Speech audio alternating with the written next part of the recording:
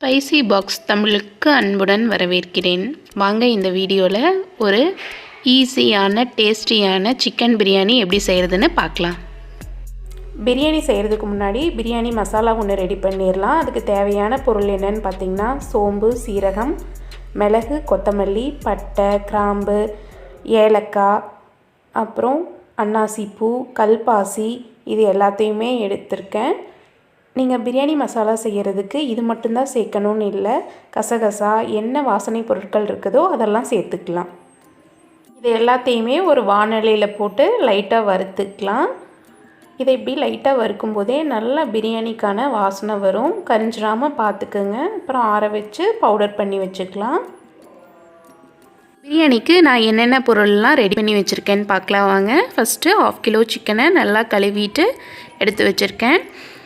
அப்புறம் கொத்தமல்லியும் புதினாவையும் நல்லா கழுவி பொடி பொடியாக நறுக்கி வச்சுருக்கேன். அடுத்தது கொஞ்சம் நேரத்துக்கு முன்னாடி நம்ம ரெடி பண்ண பிரியாணி மசாலா பவுடர் பண்ணி வச்சுருக்கேன். அடுத்தது இது பார்த்திங்கன்னா இஞ்சி பூண்டு பேஸ்ட்டு நம்ம தேவையான அளவு இதிலிருந்து எடுத்துக்கலாம். அப்புறம் பெரிய வெங்காயம் 2 நறுக்கி வச்சுருக்கேன்.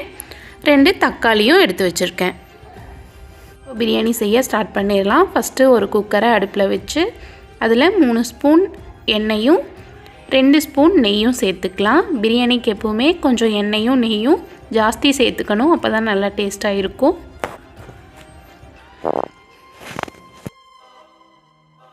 எண்ணெய் நல்லா காஞ்சதும் அதில் பிரியாணி இலை 2, பச்சை மிளகாய் ஒரு 4 சேர்த்துருக்குறேன். உங்கள் காரத்துக்கு தகுந்த மாதிரி பச்சை மிளகா சேர்த்துக்கோங்க. நீங்கள் பச்சை மிளகாய் சேர்த்துன உடனேயே அந்த எண்ணெயில் கொஞ்சமாக புதினாவும் கொத்தமல்லியும் சேர்த்து பாருங்கள். நல்லா வாசனையாக இருக்கும் பிரியாணிக்கு. இந்த புதினா கொத்தமல்லியிலேருந்து லைட்டாக வாசனை வந்ததும் நறுக்கி வச்ச பெரிய வெங்காயம் 2 சேர்த்துக்கலாம். பிரியாணிக்கு அதே மாதிரி வெங்காயம் ஜாஸ்தி சேர்த்துக்கோங்க, நல்லாயிருக்கும்.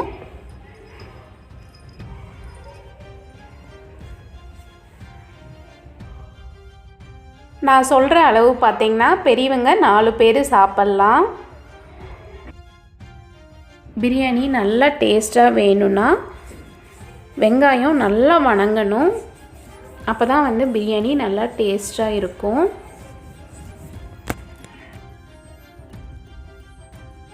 வெங்காயம் நல்லா வணங்கினதும் தக்காளி 2 அதில் சேர்த்துக்கலாம்.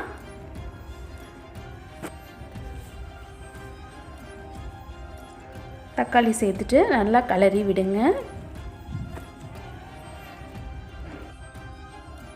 தக்காளி வெங்காயம் லைட்டாக வணங்கினதும் அதில் இஞ்சி பூண்டு பேஸ்ட்டு 2 ஸ்பூன் சேர்த்துக்கலாம். இஞ்சி பூண்டு பேஸ்ட்டு எப்படி ஈஸியாக செஞ்சு ஸ்டோர் பண்ணி வைக்கிறது ரொம்ப நாளைக்கு அப்படிங்கிறது வீடியோவையும் நான் சீக்கிரமாக அப்லோட் பண்ணுறேன். இப்போது தேவையான அளவு உப்பு கொஞ்சம் சேர்த்துக்கலாம்.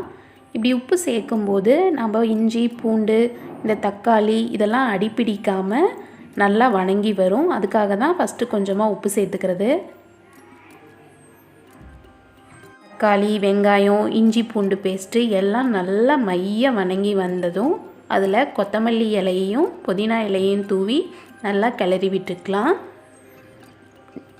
இந்த பிரியாணிக்கு பார்த்திங்கன்னா நீங்கள் 3 டைம் கொத்தமல்லி புதினா சேர்க்கணும். இப்போது வாஷ் பண்ணி வச்சுருக்கிற அந்த 1/2 கிலோ சிக்கனையும் இதில் சேர்த்து நல்லா கிளறி விட்டுக்கலாம்.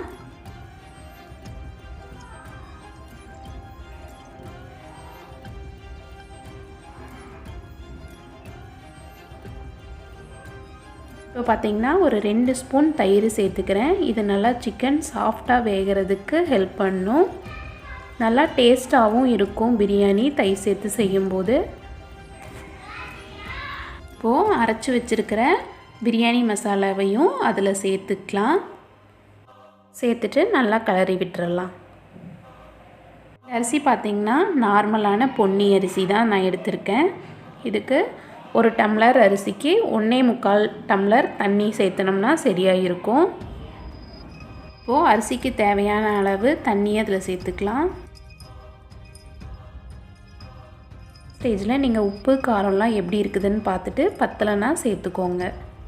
தண்ணி நல்லா கொதித்து வரும்போது ஊற வச்சுருக்கிற அரிசியும் அதில் சேர்த்து நல்லா கிளறி விட்டுக்கலாம்.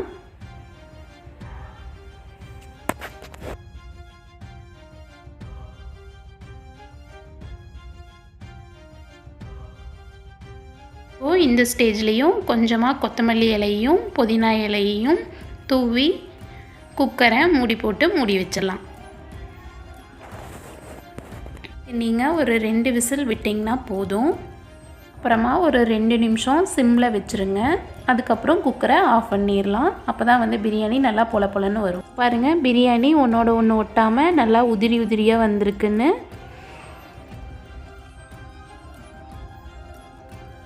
இந்த ஸ்டேஜில் நெய் கொஞ்சமாக விட்டு கலரி விட்டுக்கலாம். நல்லா வாசனையாக இருக்கும்.